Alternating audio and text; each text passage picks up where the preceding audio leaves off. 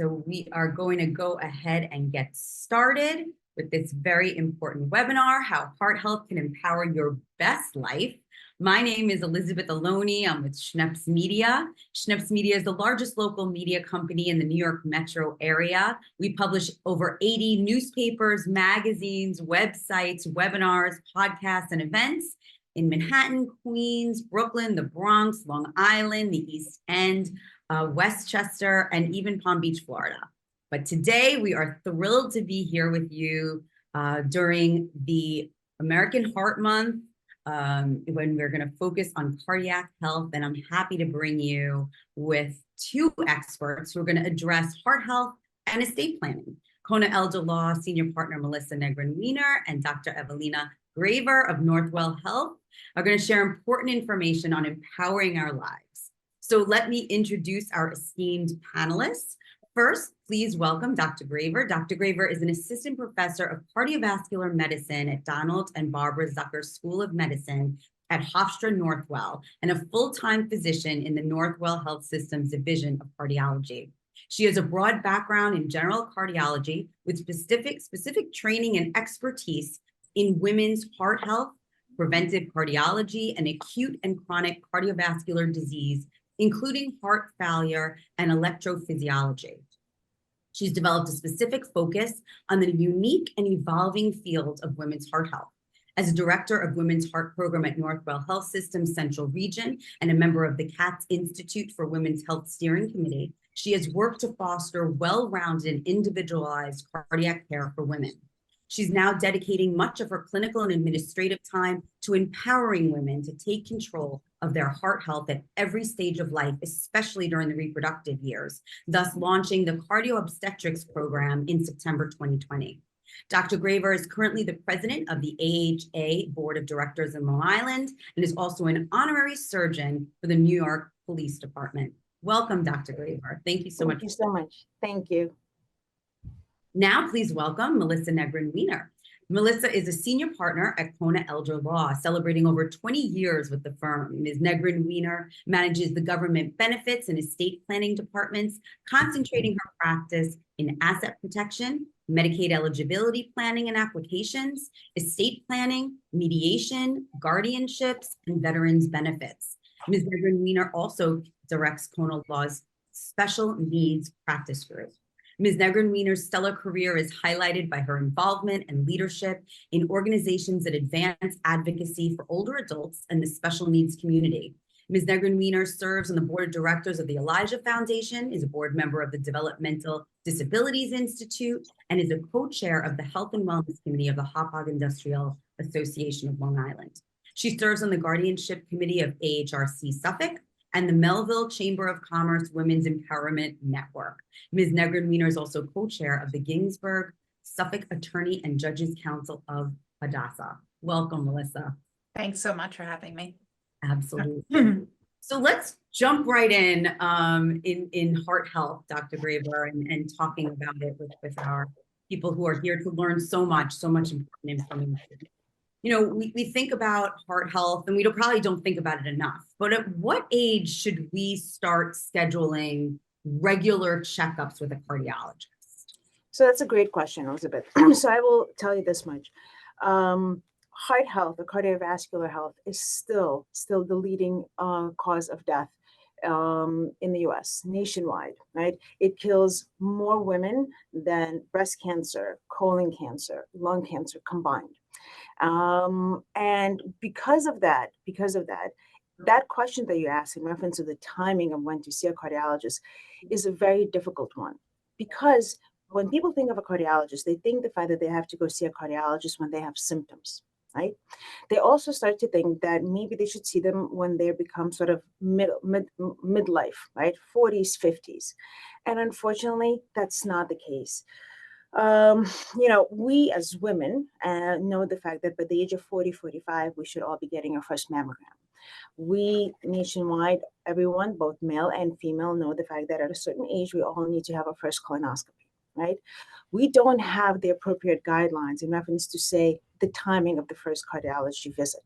But I can tell you, based upon the fact that so many youngsters in their ages of 20 and up are starting to see evidence of cardiovascular disease, I advise that patients start seeing cardiologists as soon as they are thinking about potentially preventative care in any possible realm.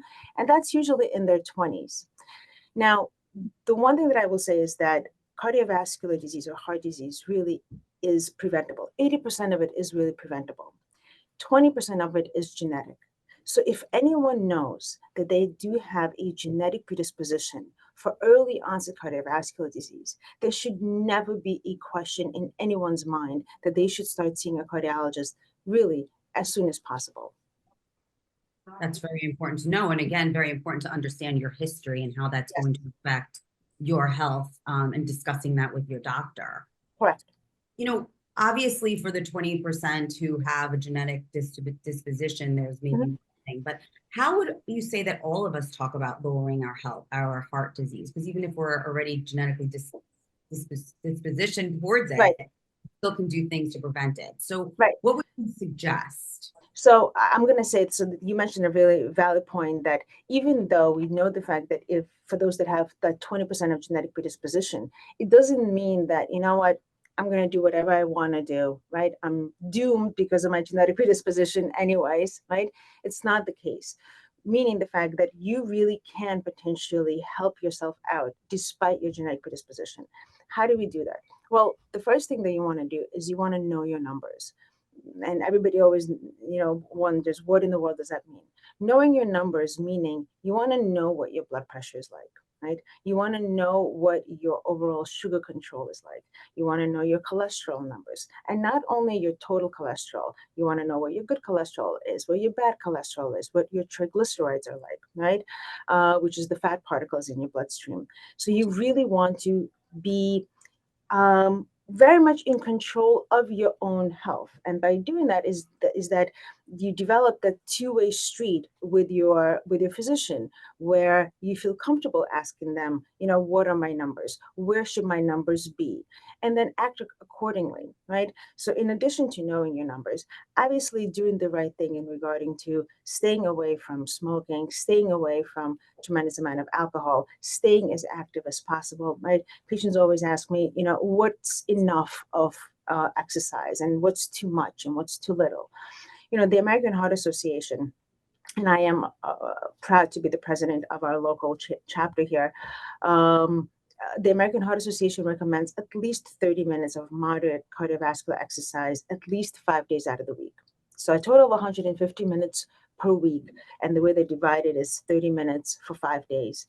I always recommend really 30 minutes to 45 minutes, right? You can do moderate 30 and then light for 45. I think that the winter months get a lot of patients into a lot of trouble because that's when we become a lot more sedentary. That's when we start doing what's called emotional eating right at night because the sun sets at around 4 p.m. So all of those sort of risks become evident, especially during the time of the cold months or the winter months. So like I mentioned, knowing your numbers is important, staying away from smoking and alcohol and staying as active as possible. And on top of it all, really taking care of yourself mentally, right? We always think that potentially mental health and stress is something of a total different entity and we don't talk about it. And culturally, a lot of it is sort of like a voodoo, like we don't want to bring that up in anything else. Unfortunately, we do know the fact that mental health and stress has a significant effect on your overall cardiovascular health. So taking care of your mental health is quite important in reference to understanding what we need to do cardiovascularly. That's really, really important. So the importance of exercise, staying away from those real bad things like smoking and alcohol. And thank you for bringing that up about mental health, because I think a lot of people don't think of that enough, about taking the time to take deep breaths, and caring about that your mental health is going to have an impact on your physical well-being. I think that we all know how stressful life can be, and none of us can run away from the stresses of everyday living and everyday life, right? I think that potentially developing appropriate coping techniques, like taking those couple of deep breaths and everything else, is quite important. But understanding that stress will happen, right? It is part of our daily life, right? It's a matter of how we deal with it. It's a matter of how much stress is potentially enough to potentially have cardiovascular stress, right? I mean, there's a reason why there's a disorder called broken heart syndrome, right? It's a real thing. It is a stress-induced cardiomyopathy, or otherwise known as stress-induced weakening of the heart muscle, because of all of those stress-induced hormones that get produced during certain motions. So it's a real thing. It's tangible. It's not something that potentially we can simply just kind of poo-poo, sort of. It's a real fact that we really need to discuss, and patients need to feel comfortable discussing it with their physicians. Thank you for that. You mentioned numbers, and I think Mhm. many of us get very confused with what is the right number. Are there numbers that are universal? Is it depending on the person? Like, for example, high blood pressure. Right. What is a good reading? Right. Very, That's very often I go to the doctor, they tell me these numbers. I'm like, is that good? I'm yeah. not So sure. so first of all, it's so funny that you bring that up, because first of all, so many patients don't even know what those numbers mean. What does the upper number mean? What does the lower number mean? Right? And the guidelines, exactly right, right. And the guidelines change all the time. To the point where some of my colleagues that that don't read the guidelines all the time and everything else, because it's impossible to stay on top of it all the time. We sometimes get confused. So let's start off with the beginning, sort of what does the upper number mean and what does the lower number mean, right? So the heart has many functions, but two of the sort of important functions that the heart has is to be able to squeeze well and to get all of the blood into the periphery, into your other organs, and to relax well so that it can potentially receive oxygenated blood from the lungs. So the upper number, right, it's called systolic blood pressure, right? And that is sort of the blood pressure at which the heart squeezes to get the blood to the periphery. The lower number, otherwise known as the diastolic number, is the pressure at which your heart kind of relaxes to receive that oxygenated blood. So that's what those numbers mean, okay? Thank you. So that's the beginning of it, right? And then sort of the guidelines. So the most updated guidelines right now say the fact that anything less than 120/70 is sort of the goal blood pressure, right? And then anything between 120 to 129 or 70/79 is something that we should be aware of, become conscious of, and this is the time that we should potentially be cognizant of your diet, making sure the fact that you don't have too much salt in your diet, staying as active as possible, reducing caffeine, which can actually increase your blood pressure, right? So that's the blood pressure that we kind of become aware. And then anything then 130 to 139 or 80/89, that's when it becomes to be sort of stage one hypertension. Okay. And when you asked about potentially in regarding to does it apply to everybody? Is it a universal kind of a thing? Yes. So in the past, they kind of made this sort of, well, for diabetics, it should be lower. For those that have kidney disease, it should be lower, and everything else. I think that right now it's quite universal. But again, I don't believe in cookie cutter approach to medicine. I think that every single one of us is individualized. Will I let somebody walk around with blood pressure 160/80 and somebody else not? No, right? But I think that understanding patients' lifestyle, understanding what they do, understanding how they are when they come to the doctor's office is quite important, right? So I don't believe in knee-jerk reactions. I don't believe in immediately treating somebody when they come to see me for the first time in the office and I get an elevated blood pressure reading. I think that when people come to a doctor's office, there's some degree of white coat syndrome, right? Especially when they come to see a specialist, a cardiologist, right? Because we're all concerned potentially, God forbid, having a cardiac issue. So having a knee-jerk reaction to that first reading is not the way to go. So it's important to know how to take your blood pressure, when to take your blood pressure at home, what's the appropriate reading, right? The way that I always tell my patients is you want to take it when you're at more Zen zone, right? Whether or not it's the morning when you wake up or it's in the evening when you put your kids to sleep, and then all of the paperwork is done as much as possible. I mean, I'm not sure, my paperwork is never done, but and you sit down, you have your feet planted on the ground, you have your arm at a heart level, and you take it several times. You take it the first time, then you sit there, take a couple of deep breaths, take it the second time, and usually by third time is when your real blood pressure it can be assessed. That's a really great point. And as is so important to use it personally, that everyone is different. This is great general information and important to know. And it's important to have this conversation with your doctor and be treated specifically based on you. So you were mentioning stuff about coffee. Are there other foods that we should look out for our heart health, or things we should eat that can better our heart health? So there's tremendous amount of different recommendations out there in regarding to what are good diets, what are bad diets. There's a lot of these fad diets from Atkins to keto to everything else. The diets that have been proven and then do have evidence based for cardiovascular health are such things as the DASH diet, the Mediterranean diet, and the vegetarian diet. And what they really all have in common is they have low sodium component, and that really helps your blood pressure. It has overall great, quote unquote, healthy fats, right? Saturated fats that can really, really help out, all of the omegas and everything else that help out when it comes to cardiovascular health. They also decrease inflammation in our bloodstream, and inflammation is very important when it comes to cardiovascular disease. So when you're talking about potentially things that can exacerbate your blood pressure, salty foods can definitely do it. Significant amount of caffeine can definitely do it. Alcohol, which I consider a food group, can also do that as well. And while we're talking about potentially foods that can potentially better, right? So anything that can potentially decrease that inflammation, decrease that inflammatory cascade, right? To lower the blood pressure would be great. So what are those foods? Those foods are such foods as fatty fish, the salmons, right?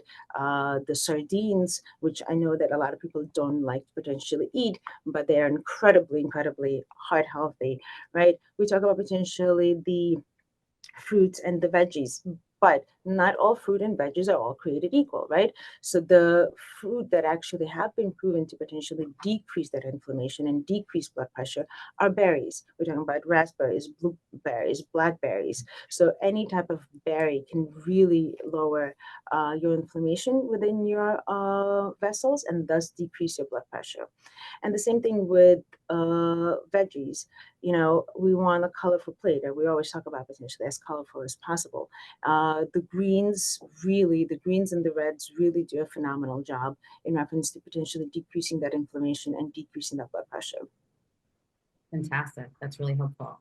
So, I think, when we think about cardiac care, we can't help but think about heart attacks. And I think, everyone hears about people having a heart attack. So what are the symptoms of a heart attack that we should be aware of? Because I think part of that is becoming aware of your body so that you can take care of yourself if, God forbid, you recognize any of these symptoms. Right. So I'm going to tell you what the general symptoms are, and then I'm going to specifically talk about in reference to symptoms regards to women, because Hollywood has done a phenomenal job where potentially when a man sort of clutches his chest, we all know the fact that he's having a heart attack. But when a woman clutches her chest, she's most likely having a panic attack, right? And that is unfortunately a horrible, horrible misconception that we worked so hard, both on the Catwoman side and the AHA side, to really, really, really break that habit and that mindset. But it'll take time. Right, but what are the common symptoms? The common symptoms are chest pain that can radiate up to your shoulder, down your left arm towards the back, significant shortness of breath, nausea, vomiting, right, abdominal discomfort, palpitations, right, or potentially significant lightheadedness to the point that you feel like you're going to pass out. Those are sort of the general symptoms of a heart attack. Women do not present that way. Women will never very rarely, I don't want to say never, but very rarely will say, I have an elephant sitting on my chest, which is what majority of men will say. Women will say the fact that they do have some degree of chest discomfort, maybe chest pressure. They might actually feel like the bottom of their brasiers might be a little bit tighter than usual, right? But chest pain is usually not the most common symptom of a woman having a heart attack. A lot of it is shortness of breath, significant fatigue, discomfort radiating into the jaw more commonly that they feel, and a lot of GI discomfort, a lot of the nausea, a lot of vomiting, and just abdominal discomfort where they feel that it's most likely gastritis or they ate something wrong or anything else. And interesting, women themselves unfortunately belittle their symptoms, right? Because again, from media to everything else, they really have done a significant job in letting the media, everyone knows the fact that cardiac disease is a man's disease, right? And this is why we have the Go Red movement when it comes to the AHA. But what worries me is the fact that Go Red only comes once a year in the month of February, right? And that awareness is important to have, not only on the monthly basis or weekly basis, on the daily basis, right? Where we know the fact that cardiovascular disease is the number one killer, especially when it comes to women's disease. So then how should we talk to, it's a really good point, and things that we should be, I guess I have two questions. One is, what I want to ask more immediately, what should one do if one has these symptoms? Is there something they should do at home? Should they go right to the hospital? What do you recommend is the most important So thing? number one, you call 911. You do not get in the car. You do not have someone drive you. You call 911 because you want a medical expert next to you when, God forbid, you are having a heart attack. All right. Number two, if you have aspirin at home, you want to take 4 chewable aspirins and start chewing that aspirin if you are under assumption the fact that you are having a heart attack.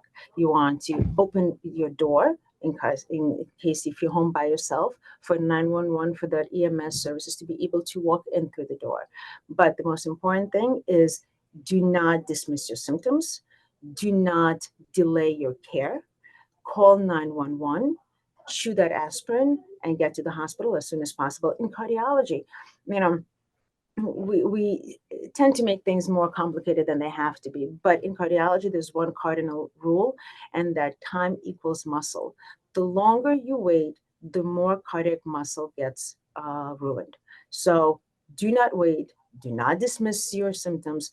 Be your advocate and call 911.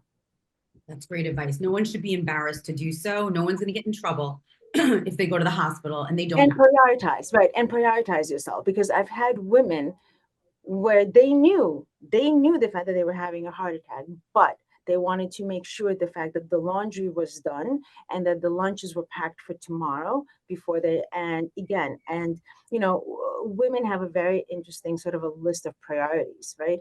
And there was a recent article that actually listed women's priorities in this interesting sort of a pyramid-like cascade.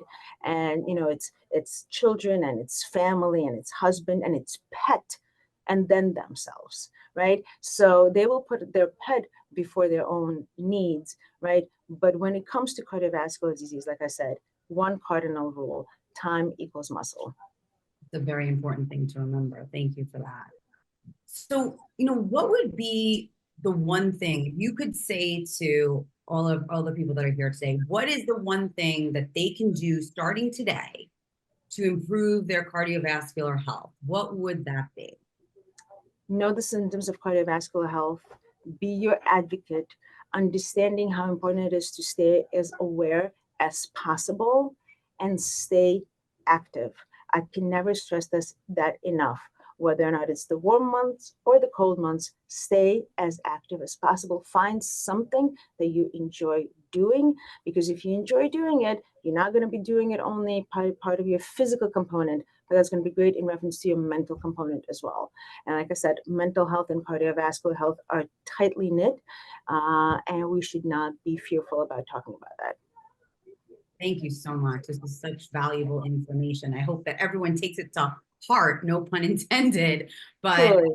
and certainly puts this into effect immediately, if not. So, I want to turn to Melissa, because as we think about our health, we also have to come to the realization that no one can live forever. And just as we have to plan for good health, we also have to plan to protect ourselves and our family for poor health and eventual different stages of life. And Melissa, you help so many people in making sure that those checkpoints are in place. So, one of the things I hear so much about are advanced directives. What can you share? And before we do, I do want to point out that Melissa is wearing her Go Red pin. It's hard to see on her red shirt, but she is wearing it. But please tell us, what are advanced directives? So advanced directives are documents that you put into place to make sure that you have somebody who can legally step into your shoes and make decisions for you if you become incapacitated, whether they're financial decisions or medical decisions. So a lot of people do kind of equate doing these documents to, being old or being ill. But the truth of the matter is, you need to do these documents when you're young and when you're healthy, because you want to make sure you have them in the event of a crisis, whether it's an accident or it's an illness, something catastrophic like a heart attack, where you could potentially have a brain injury, whether it's from lack of oxygen or whatever the case may be, where you can no longer handle your own financial decisions and your own medical decisions. Would an advanced directive also, like, let's say, I was feeling the symptoms, like Dr. Grayver said, I did the right thing. I called 911, I went to the hospital, and I was unconscious. Mm-hmm. Would an advanced directive help in that situation when I can't communicate during that time as well? Yeah, so your healthcare proxy, the person you name as your agent on your healthcare proxy, is the person who you're naming to communicate with doctors if you are not able to communicate your wishes. So they're going to be kind of the person making any healthcare decisions for you. So when we do healthcare proxies for our clients, obviously it's a document, but we also prepare a card for them to put in their wallet in the hopes that EMS or anybody who's trained to kind of deal with those emergencies will look to see if there's any information of who to contact. And we also have an online document vault. So if the family member's called, something happened to mom, she's in the hospital, they may not have the healthcare proxy in their back pocket. They can go right online and pull the documents up so that they can show the doctors, that they're the person that's been chosen to communicate. And I have to kind of stress that, and one of the things I really try to drive home with people is that once you turn 18, there's no one with the legal authority to step in. And so many parents think that, my kids in college, I'm paying the bills, I'm paying for their housing, I still take care of them, they're my child, that they're able to make those decisions, and they're not. So, I have a 14-year-old, and I think 4 years from now of her being able to make her own medical decisions, this is very scary, just generally. But, you have to really, make sure that once your children turn 18, they're going off to college, that they have a healthcare proxy, because you don't ever want to get that phone call and say, okay, I know my kid's in the hospital and they're not conscious and they can't give permission for me to make decisions, and I have nothing. I know it's not a very traditional gift, but you know what? This is a great 18th birthday gift that everyone should really have in their family. That, just like you think about, Dr. Grayver was talking earlier, we were talking about, the age that you should go and get your colonoscopy and the age that women should go and get their mammogram. And we were talking about how there isn't an age to look at cardiac care. And, Dr. Grayver made a great point that, we need to take that bring it into our minds from very early ages. Mm-hmm. But, there also should be a time in our lives that we all know, like, okay, this is when I need to get my health proxy in place and my advanced directives in place. And I think, I'm hoping that through these webinars that we can communicate to people how important that these conversations are, and to put these documents in place. And they're not only for when you are at the age when an accident somehow we think is more likely, or an illness is more likely, But the Exactly. reality is that, having these in place early is really a blessing for a person and for their entire family. So Right. you can share a little bit more about why, what happens if you're in a crisis and you don't have a plan in place. Yeah. So we see, a lot of things where, for younger individuals, many times it could be, an accident, whether it's, a drug situation, overdose, or a car accident or something like that. Or with older individuals, perhaps there's a stroke or, dementia. A lot of times if there's like an onset of dementia, somebody's still able to sign these documents. Families will look to get that done, but these kind of crisis, nobody was planning on situations, which, we see every single day. If you don't have a power of attorney, you don't have somebody named to handle your finances, pay your bills, make sure your lights stay on, right? Or to communicate with your physicians, we end up in guardianship court, where the family has to petition the court to have a legal guardian appointed for the individual so that somebody can step in and do these things. So it's, bringing a lawyer into the mix, drafting the petition, getting in front of a judge, this all takes time. A guardianship is a process. So it's time, it's expense. Sometimes we have to do emergency petitions if a decision has to be made very quickly. And in cases where, family members are fighting, they're not in agreement with what decisions should be made, you have a parent versus a spouse, like that kind of thing, depending on the person's age, you can get tied up in this kind of family mess and lose sight of, what we're really dealing with, which is the person's health. So it can become very messy and can be avoided very easily by making sure that you have these appropriate things in place. And I mean, you can really draw parallels between what Dr. Grayver was saying and what I'm saying, where, if you do what you need to do before the crisis, you're very, likely going to avoid the crisis, right? Or at least be prepared for it. You brought up a good point. You mentioned spouses. So, would this be covered if you have a spouse? Or will a spouse automatically have this ability, or is being a spouse not enough? So it's an interesting question. We do have something in New York called the Family Healthcare Decisions Act, where if there is no healthcare proxy document, there are a list, that the doctors can go to kind of, who to communicate with. And the spouse is going to be the first person on that list.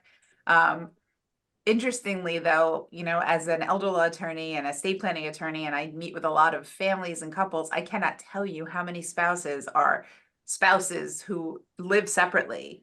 They no longer want to be together, but they don't divorce because they don't believe in it, or for whatever reason they don't, but that's still your spouse. So even at the level of the spouse, is that the person you really want making the decisions, right? And then it goes down to the children, and how many children are there, and what order do we go in? And I'm sure Dr. Grayver could probably speak to this better than I can, that when you have 17 different people in your ears, it makes it more difficult, and ultimately may not be that person that, you would want if you were to choose, which you can do when you create the documents. That's a very good point, thinking about making sure not only that your wishes are followed and that it's the person that will follow them. Because even if you have a nice marriage, you still might not want your spouse making so that is really important. So what do you recommend as a first step? I'm hearing this, I realize I don't have the documentation, or I have some documentation, but I'm not sure what it is. What is my first step in making sure, now that I understand the importance of it, learning all the important documents and how to take that first step in making that happen? Yeah. So, I mean, for us, when somebody calls our office, we send out a questionnaire for them to fill out, and it's really helpful for them to kind of sit down and think about, okay, who do I want to step in and make these decisions? If they're married, is it the spouse? Do they have children who are over 18 who could do it, that they're comfortable with? Or if they're younger people, who's going to be a guardian for their minor children if, God forbid, something happens to both of the parents? So all depending on, your situation. We'll send a questionnaire to kind of help you start thinking about these questions. And then we offer free consultations, sit down, go through, you know, a whole discussion of where you're at in life, where you're at financially, what types of documents you should have at that point in your life. And we've done webinars before, what you need in your 20s, your 30s, your 40s, your 50s, because it changes. And, you know, what we do is very much correlating to life events, right? So when, you know, you turn 18, maybe you just need a healthcare proxy, right? But then as you get older, you get married, you have young children, then you need to start thinking about a will. And as you get older and you start accumulating wealth, maybe you start thinking about trusts or, you know, tax planning and things like that. So there's no real definitive age to start, but there's no definitive age to say do this at this time, but you need to start, right? Mhm. So for me, when I meet with people who are in their 50s and they have kids that are 18, I say, you know, let's do your stuff, let's do their healthcare proxy, and, you know, kind of start that conversation with that person so that we can follow them throughout life and make sure they have what they need when they need it. But it's just not waiting for that crisis moment, because nothing goes well if you wait until that crisis moment.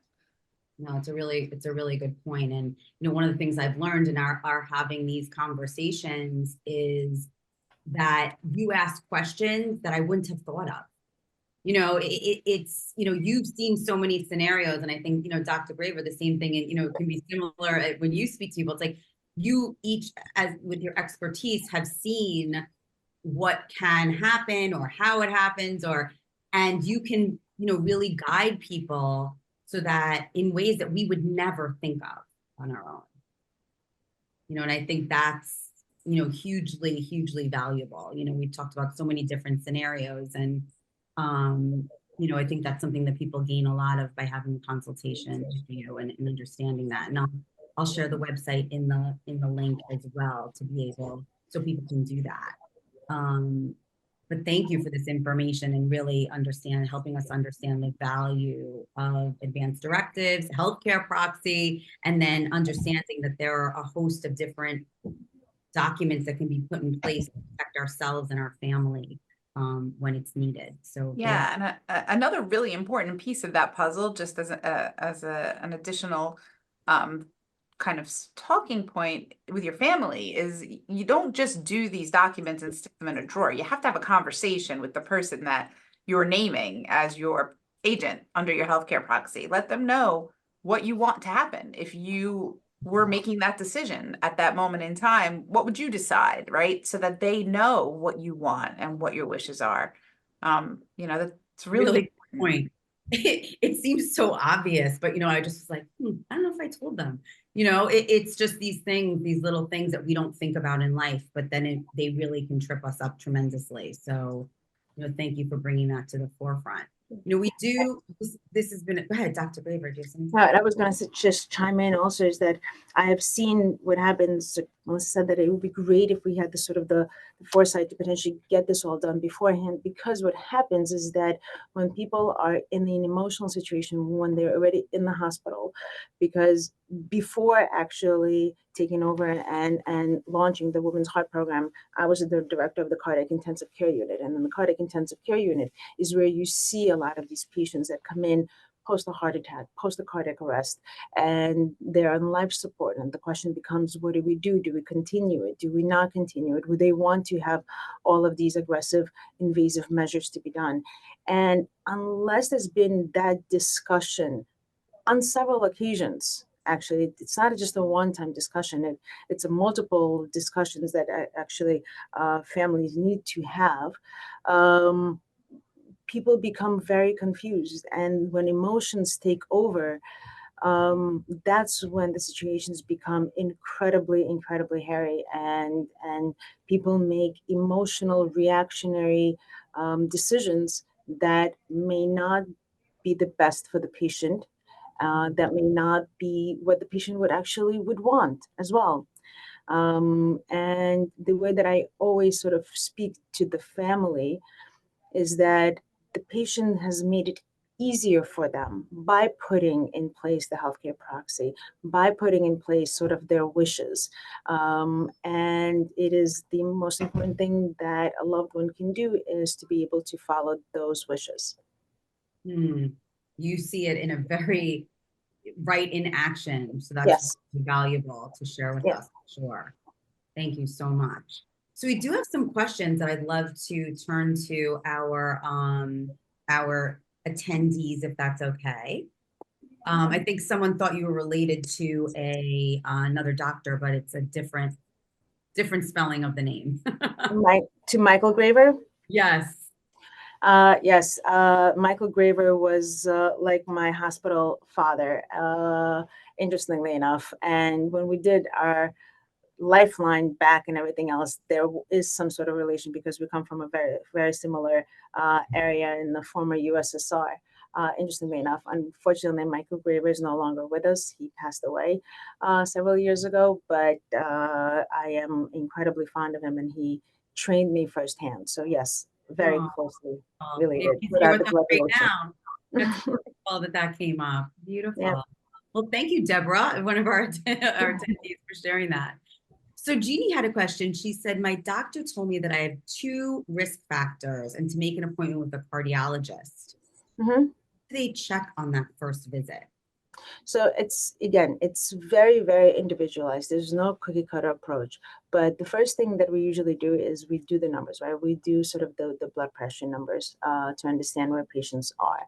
We understand where their BMI is by looking at their height and their weight. We do a baseline EKG. But the one thing that I always tell patients, because they come to me and they're always like, I don't understand how I can have heart disease. I've always been told I have a normal EKG by my primary care physician. A baseline EKG gives you little to no prognostic features, meaning if you can guys all imagine, right, when an EKG is done, you're sitting in the office, nice, calm, quietly, while the stickers are on you and they get the EKG done, right? You're not putting your heart at exertion. Nobody can tell you what can happen to your heart 5 minutes after you walk out of the doctor's office based upon that EKG.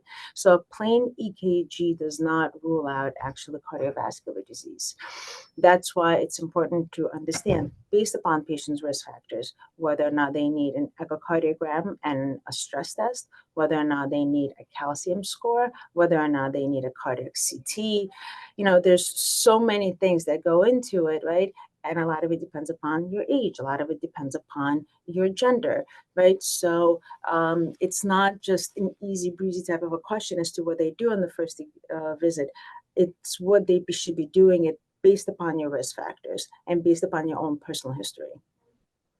That's a great point. Are there any particular questions one should ask a cardiologist on a first visit? Because as you're saying, kind of take your health in your own hands, and sometimes we don't even know how to start. 100%. And the first thing that you should ask is, because a lot of patients come to me and they're like, I'm not really sure if I should be here. So first of all, everyone should be there. That's number one. Okay. So that should never be a question.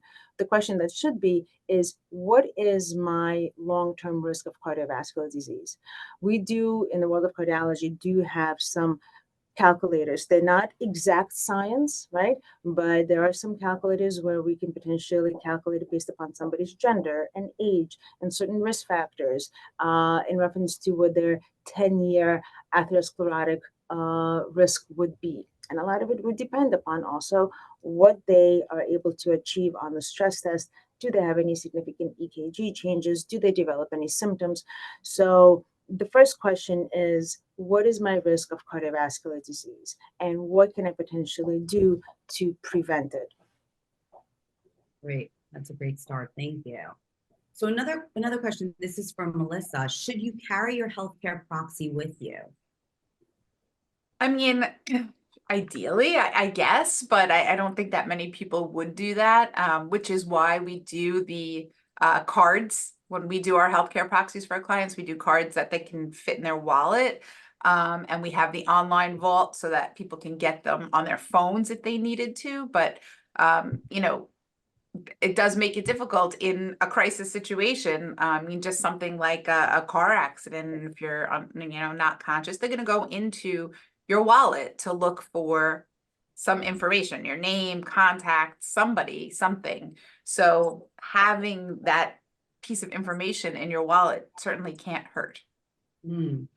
And like you said, also making sure people that are close to you that maybe would get a call would know Right. about it. Mm-hmm. Thank you. Dr. Grayver, a question about young men, young teen boys in sports and heart attacks and a lot of these kind of questions that have come up. Should a young athlete see a cardiologist? Yes. It's really as simple as a yes.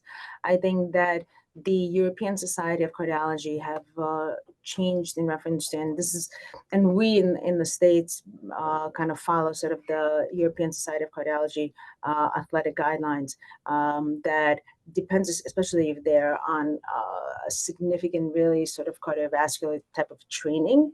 They should definitely be seeing cardiologists. They should definitely be getting a baseline EKG, and based upon sort of their family history and everything else, the cardiologist should then assess whether or not that teen should undergo any further testing. Great. That's so important. Justin has a question. Are the services at Cona Law available for New York only or all 50 states? So we are a New York firm.